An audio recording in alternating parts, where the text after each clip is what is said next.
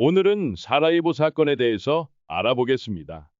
제12차 러시아-튀르크 전쟁이 끝나고 패배한 오스만 제국은 1878년 베를린 회의로 슬라브계 민족들이 다수를 차지하는 발칸 지역을 잃게 됩니다.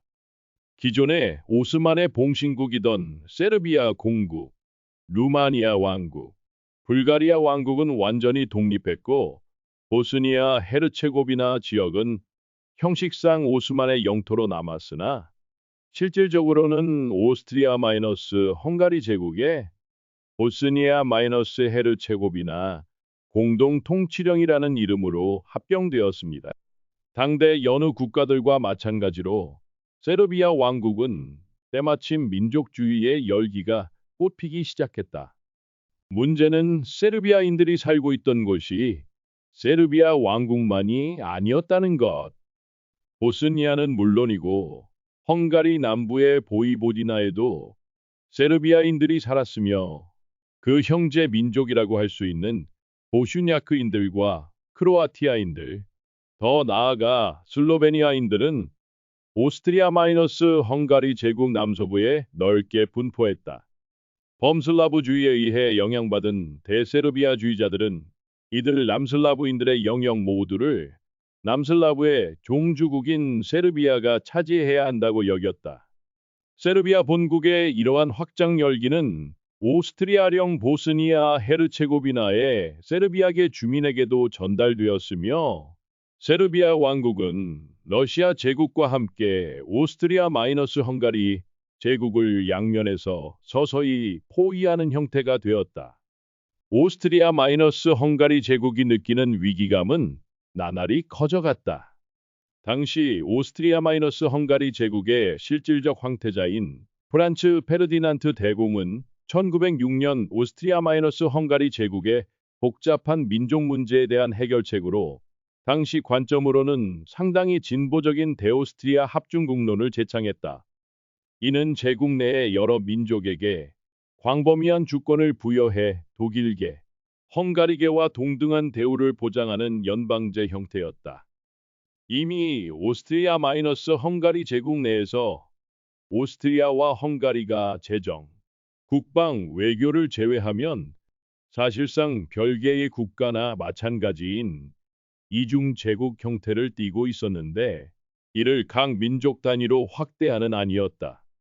이는 독일계와 헝가리계 민족의 기득권을 스스로 포기하는 것이었기 때문에 제국 내에서 특히 헝가리계에 엄청난 반발을 불러왔지만 반대로 루마니아계, 이탈리아계, 슬라브계 민족들에게는 당연히 큰 지지를 받았다.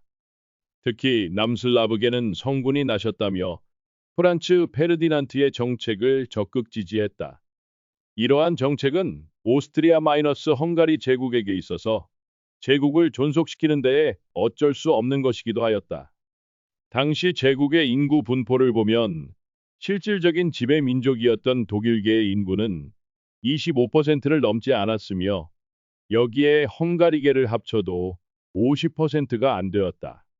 특히 독자적인 종교적 역사를 가진 체코 지역은 오스트로-슬라비즘의 주축이었고 1848년 혁명 당시 제국에 충성하여 헝가리를 진압하는데 앞장선 대가로 제한적으로나마 동등한 주권을 가지고 있던 크로아티아인들은 자신들의 주권 신장을 위해 오스트리아-헝가리-스크로아티아 제국 방안을 지지하였다.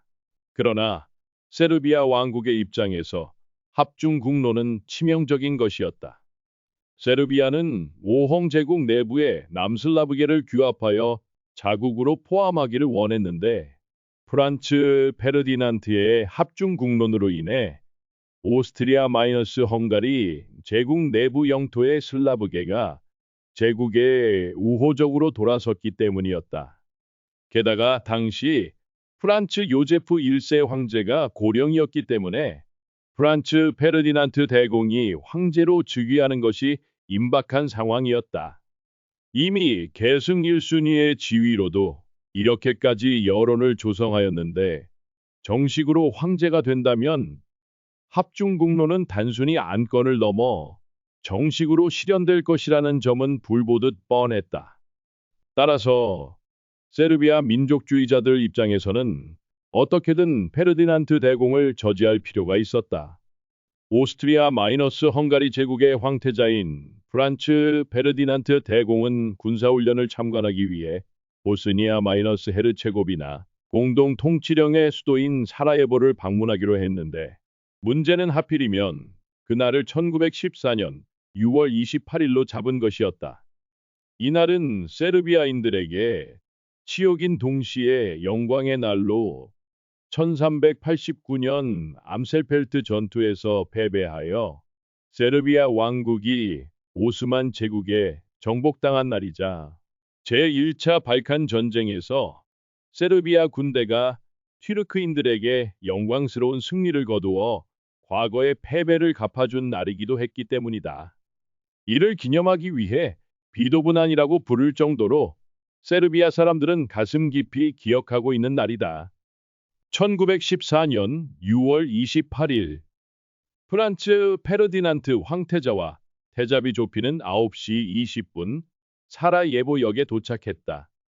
이후 황태자와 조피는 보스니아 총독 오스카르 포티오레크 육군대장과 함께 레오폴드 로이카가 운전하는 자동차에 올랐다. 한편 가브릴로 프린치프 등 검은손 단원들도 권총과 수류탄, 그리고 자살용 청산 가리를 챙겨서 각자 자신의 위치에 배치되었다. 황태자 부부가 아펠 강둑에 도착했을 때 첫 번째 단원인 무하메드 메흐메드 바시치가 암살에 실패했다. 이후 10시 10분경 두 번째 단원인 네델코 차브리노비치가 기어코 수류탄을 던졌지만 차를 맞고 튕겨나갔다. 이때 수행원 2명과 구경꾼 10명이 다쳤다. 황당한 것은 네델코는 암살에 실패하자 자살하려고 바로 독약을 삼킨 후 옆에 강으로 뛰어들었는데 독약은 유통기한이 지난 물건이라 효과가 없었고 강은 말라서 깊이가 10cm밖에 되지 않았다. 덕분에 바로 생포되고 고치어 자백하게 되는데 나머지 단원들은 폭탄 투척이 실패하자 암살을 포기하고 만다. 이후 시청에서 황태자는 이 암살 시도를 두고 페힘 추루치치 사라예보 시장에게 이 도시는 황태자를 폭탄으로 환영하냐고 분노했지만 아내 조피가 말려서 그만두었다. 이후 영접 행사가 끝나고 그와 동승한 포티오레크 총독은 빨리 군사 지역으로 가야 한다고 제안했다. 그런데 갑자기 페르디난트 대공이 폭탄 테러로 다친 수행원의 위문을 위해서 그들이 입원한 병원에 가봐야겠다고 주장했다. 당연히 주변에서는 말렸지만 황태자는 이를 강행했는데 아마 암살 시도로 인해 오스트리아와 세르비아 간의 갈등이 커지는 것을 막을 목적이던 것으로 추정되기에 의도는 좋았다. 하지만 이것이 프란츠의 목숨을 앗아가게 된다. 결국 포티오레크 장군은 암살을 피하기 위해 지름길로 가기로 했지만 정작 운전기사에게는 지름길로 가야 한다는 말을 알리지 않았다. 운전기사는 예정된 길로 갔고 포티오레크 장군은 길을 잘못 들었다고 운전기사에게 소리쳤다. 그러나 길이 자모양으로 되어 있는 밀야츠카 강의 라틴 다리에서는 반드시 서행을 해야 했고 후진을 하던 차에 멈추게 되었다. 그런데 그때까지 작전에 아무런 참여도 하지 못하고 있던 프린치프가 하필 자기가 자주 가던 모리츠 실러 카페 주변을 서성거렸는데 갑자기 눈앞에서 황태자 부부가 탄 자동차가 나타난 것이다. 프린치프의 첫 발은 황태자를, 두 번째 발은 조피를 맞췄으며 피격 직후 황태자 부부는 시청으로 옮겨졌다. 당시 운전기사 로이카의 증언에 따르면 프란츠는 의식이 없는 상태에서 조페를 죽으면 안 돼요. 아이들을 위해 꼭 살아주시오. 라고 중얼거렸다고 한다. 하지만 애석하게도 조피는 시청에서 숨을 거두었고 프란츠 황태자도 몇 분 뒤에 숨을 거두었다. 황태자를 잃은 제국은 격노했고 제국 내에서 슬라브계 민족 청소가 시작될 정도였다. 제국은 프란치프가 검은 손과 연관되어 있고 그 검은 손은 세르비아와 연관되어 있는 걸 알아버리고 결국 오스트리아 헝가리 제국은 세르비아에 선전포고하며 1차 세계대전이 시작되게 된다. 지금까지 사라예보 사건을 알아보았습니다. 구독과 좋아요는 영상 제작에 큰 힘이 됩니다.